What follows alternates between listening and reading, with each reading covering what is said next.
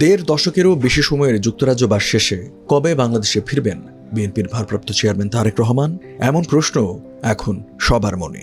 যুক্তরাজ্য বিএনপির সভাপতি এম এ মালেক ইঙ্গিত দিয়েছেন, BNP chairperson Khaleda Zia London থেকে ঢাকায় ফেরার কয়েকদিন পর তারেকও দেশে ফিরতে পারেন।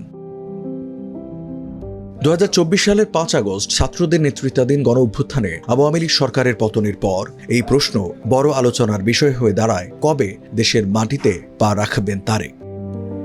দীর্ঘদিন পর তারেকের আইনি লড়াই শেষ হওয়ার পর এই জল্পনা আরও তীব্র হয়েছে। তারেকের বিরুদ্ধে সব ধরনের অভিযোগ খারিজ করে দেওয়া হয়েছে এবং সব মামলায় তাকে খালাস দেওয়া হয়েছে।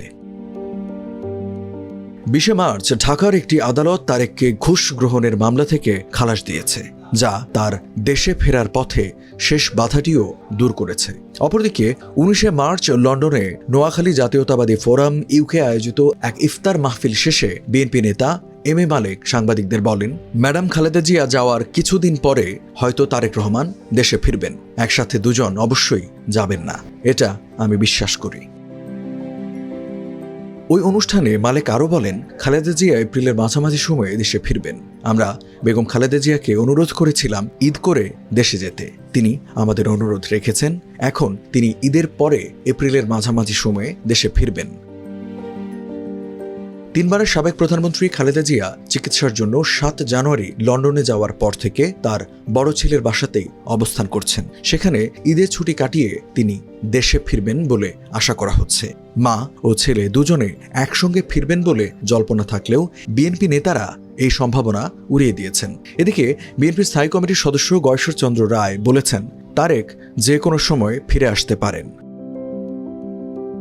সেনা সমর্থিত 1-11 তত্ত্বাবধায়ক সরকারের আমলে একাধিক দুর্নীতির মামলা থেকে জামিনে মুক্তি পাওয়ার পর 2008 সালের সেপ্টেম্বরে চিকিৎসার জন্য যুক্তরাজ্যের উদ্দেশ্যে বাংলাদেশ ছাড়েন তারেক।